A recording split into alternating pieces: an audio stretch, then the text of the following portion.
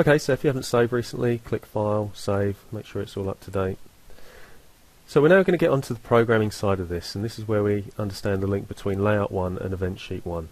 If we look in our Projects tab, we can see that in the Layouts we have Layout 1, and in Event Sheets we have Event Sheet 1. Now it's good to note that if we happen to close any of these, you can just double click, go to your projects, double click on these and they just reopen. Now if we click on Layout 1, we can see that the name obviously is Layout 1 and the event sheet says Event Sheet 1. We can actually change the name of this. We're going to change this to Game, and the Event Sheet 1, we're going to click on this and we'll just double click on this, sorry, and we're going to change this to Game Event Sheet. Now what you can see there is I've used a capital E and a capital S. This is known as camel casing. When we name variables, when we name things in programming, this is just a style of naming things, and it's easy to identify, and it doesn't include spaces, and that's generally a good thing when it comes to programming, if we can avoid spaces. So the point is our layout, a game, has the event sheet, Game Event Sheet attached to it, and we can choose other ones as we create them. We will create another layout and we will create another game event sheet, and it's good to understand this concept. So we're going to add our first event, and one of the first things we need to do is, you can see this dotted line here. When we previewed this, we could just partially see the buttons, we couldn't see any of the lava, and we need to. And what actually we need to do is, these dotted line is the window size, and we need to move this so it's centered. Remember, we were talking about mobile devices, they're different sizes and shapes and ratios. We need to, we've made this larger so this will fit in multiple ratios. So we're going to move these, this dotted line, the window size, to the center of the display. So that's the first thing we can do. So we're going to add an event, and it's basically a system event on start of layout. So we can actually, what we can do is we can either go through all this large list of things looking for stuff, or we can do the shortcut and just start typing, because immediately as we open this window we have this search box in the top right hand corner, and we can start searching for the thing we need. And the thing we need has, I know it has the word start in it, and here it is, on start of layout. So we click done. So system on start of layout, we're going to add an action. So this is the event, and the event triggers an action. So we add an action, and it's going to be a system action, and we're going to scroll to it. So again, we could search through all of this, or we could just start typing what we need to get to, and the word I know that's in it is scroll to position. So I start typing scroll, and here it is, scroll to position. So this is the box that comes up. So it's we need our XY coordinates of where we want to scroll to. So we need to scroll to the center of our display. Now we know that our display is 720 pixels wide by 1280 high. So we need to just halve that, and we go 360 by 1280 is 640, and we click done. So now nothing changes here, but if we play it, you can see that now we can see that all the buttons and some of the lava. So we've centered our display. That's the first thing we've done. That's great. Okay, so another thing that happens at the start of our layout, look, keep an eye on the hero, keep an eye on the face of the hero. So it goes through all these faces. Actually, we don't want it to animate through the faces, we just want the single face to appear. So that's another thing we're going to do at the start. We're going to add an action on the start of the layout, and our hero, we want to stop animation. Now, and this one, it's actually one of the first ones here. So under animations, we're going to stop the animation. So we're not stopping the hero, we're just stopping the animation that it's going through. Okay. So we now need to control our hero. So we're going to be clicking these buttons, and our hero is going to be jumping from platform to platform. So to do that, we need to be able to sense the touch of these on a mobile device, and that's actually another object. So we're going to right click here, and we're going to insert a new object, and that object is a touch object. So I've just started to type in the word touch, and that's the input that we've got. So double click on that. Now it just says added touch. This object is available to the entire project. We can't see it as such. It's just now in our project. And I think if we have a look in our project here, you can see that this touch is now here. There's nothing really to add. It's just there. So it's important that we have that because we need to sense if one of the buttons is being touched. So we're going to add the event, and it's going to be a touch event, and then we're going to be sensing if an object has been touched. So on touched object, and that object is going to be the left button. So if that button has been touched, it's going to do something. But we need to check something else, because we need to check that the hero is actually on the floor. So we're going to add another event to this same event. Now it's important where you click here, because if you click on this one, you're just selecting this single touch object. If you click this one, you're selecting the whole event. Now we're going to add it here, just in this little tiny section here. We're going to right click and we're going to add another condition, and that condition is we're going to check that the hero is on the floor. So we're going to check if hero, we're going to search for floor, that's a part of his platform behavior, is on floor. Okay, so if that has been touched and the platform is on floor, we're going to move him. Now the thing is, we can see clearly that the hero is on the left hand side and he's not on the right, so we know that, well, if he's on the left hand side and he needs to move that way, we'd click on that button and the computer would know to move him that way. But the computer doesn't know that. The computer doesn't know where the hero is unless we tell it. And we could do this in a number of ways, but the way we're going to do it, we're going to add an instance variable to this hero, to this sprite, and we're going to say where it is. So we're going to start, so we clicked on the hero, on the instance variable, we're going to add an instance variable, and we're going to call this left. And so before we move on, what's a variable? A variable is a temporary space to store data in our program, and there's different data types, and in this case we're going to use something called a Boolean data type. Now you should know, you should have gone through this before, that basically computers can only understand 1 and 0, which is basically yes or no, true or false. And that data type, a Boolean data type, is basically that kind of thing. It's true or false, yes or no. And so we're going to use this, and we're going to, because we've only got two options, it's either going to be left or it's going to be right. It's either true, it's left, or it's false, it's right. So we're going to kick off, well, clearly the hero is on the left hand side, so it's going to start as true. The initial value is going to be true. So there we have an instant variable attached to the hero called left. It's a Boolean data type, and initially it's true because it's true. The hero's on the left hand side. So we're going to be testing this as we go on, because obviously he's going to be swapping between sides. So we're going to right click and we're going to add another condition, and we're going to check whether he's on the left or right. So we're going to go to the hero and we're going to be checking if the Boolean variable is set. So if it's set and it's left, then it would be he shouldn't move left, as it were. So let's look at the logic of that. So if the hero is on the left, and if the hero is on a platform and is on the left, and the left button is clicked, should that hero travel left again? No, he should travel right if the right button's clicked.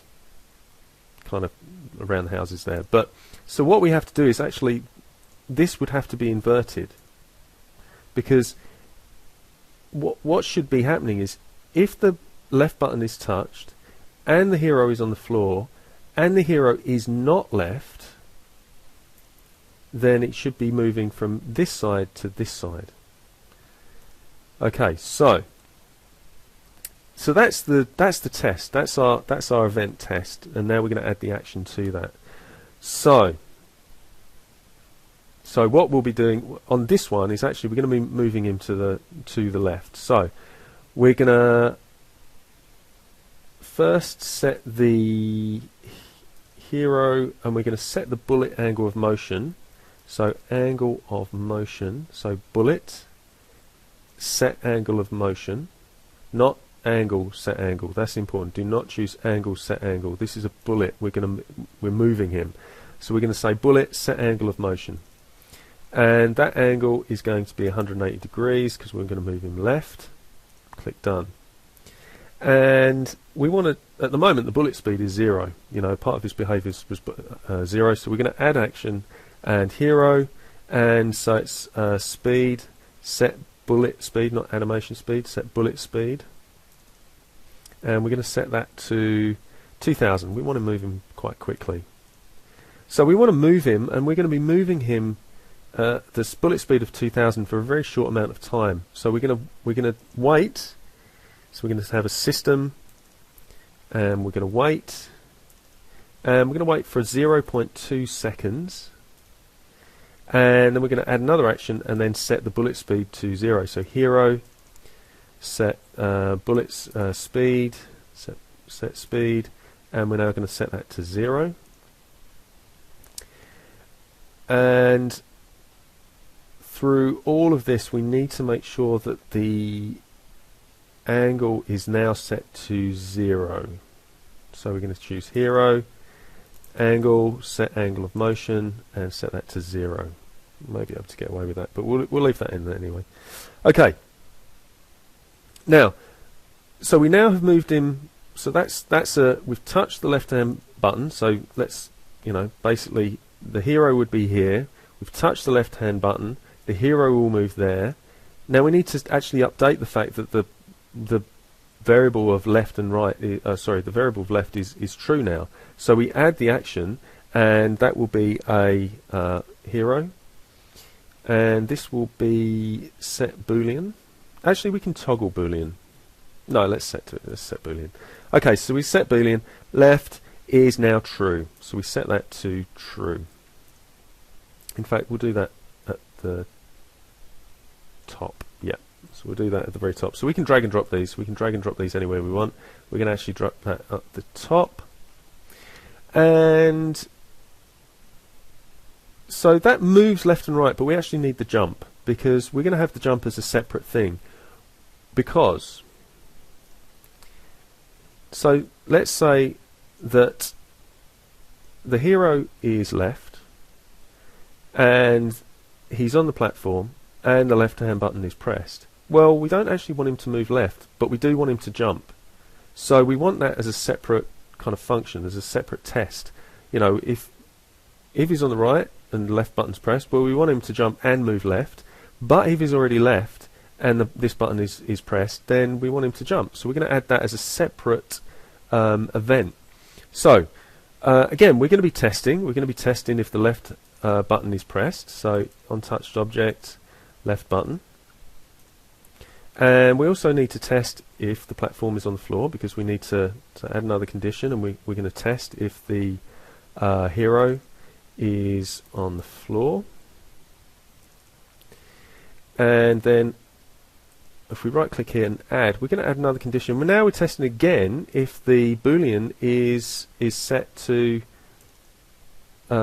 if this is actually true, if this is set to the left. If that's the case, all we need to do is jump. So we add action, and we're going to set the hero, and we're going to simulate the control. So simulate control in our platform section, and we're going to simulate jump. Click done. Okay, so now we've got the two functions here that will decide. So if the left button is pressed, so if the left button's pressed on this one and the hero is on the left, he will just jump up. If that's on the left, if the hero's on the right and this button and the left button is pressed, then this will happen. It will move left. Now midway through that, it's going to jump as well. We're going to test that. But before we test that, we need to set up the right button. So now I could go through the whole thing again to do the right button, or I can just copy all of this and then make some changes afterwards. So I selected both of those by clicking the first one on this section. Remember, I'm not selecting these. I'm selecting this bit here, and I'm holding down the Shift key. Or I can hold down the Control key if I want, but I'm holding down the Shift key, and I click here, and I've selected from here to here. So Control C for copy, Control V for paste, Control C, Control V, and we've got exactly the same copy here and here. Now we just need to change some of this around. So the things that change are, instead of on touch button left, we double click on this and we change this to button left to button right. Click done. This stays the same. This swaps around, so if it's on the left, we actually want to check that, so we're going to invert that one. So then we're going to change this. We're going to set left to false, and we're going to change this angle of motion, and for some reason I've got 20. We'll go with that for now. We're going to set the speed. We'll leave that at 2000. Set the system to 0.2 seconds wait, and then we stop at everything and set this angle of motion to 0 again. And then on this one, so we change this again, we double click on button left changes to button right, click done. Platform still on floor. This one gets inverted, so we're checking if it's not on the left, and we still simulate by pressing jump. Okay, let's test this out. Okay, so that jumps. Okay, so what we can see is it's not jumping enough, so we're going to change some stuff around. So let's go back to the code and have a look at what we can change. Okay, so I had a look, and so it doesn't quite jump high enough. So we're going to go to game and click on Bob, and so we've got the jump strength here in the behaviours. So it was we originally set that to 850. We're going to change that to 1150, and we're going to run that now. So we click on that button, up it goes, and there we go. So that was an adaptation that we had to make on the jump strength of the hero. So that shows the logic's working. So the next bit is we want to change his face as we move around. So every time he jumps, we want the animation to change. So in the first one we've got here, we're going to add another action. We can choose hero, and this is an animation set frame. So we're going to set animation frame. Set frame, yep. And it's asking us to choose a frame number. Now we've got the frame numbers. Actually, we'll go back to the hero here, and we've got frame 0, 1, 2, 3, 4, and 5. We can choose any one of those. So that's what we're going to do. So we get an add action. It's going to be hero, and we're going to set frame, and we're going to choose a random number between 0 and 5. So to do that, we can actually just type random. So there's a function already within our code that allows us to do that, and we can say 0, 5, and then close brackets. So these are open bracket and close bracket. We actually call them parentheses. So open parentheses, 0, 5, close parentheses, and click done. And we'll drag that up. So as soon as it happens, it's gonna change the face. We want this to happen anytime the button's clicked. So we'll click on here. So we select that one. We could do Control C for copy. Go to this one, Control V for paste. Go to this one, Control V for paste, and this one, Control V for paste. We'll drag these up to the top so it happens every single time. There will be some repeating here, but that's not too bad. And then we press play, and we'll look at his face, see if it changes. Yep, there we go. Let's refresh that and watch it again.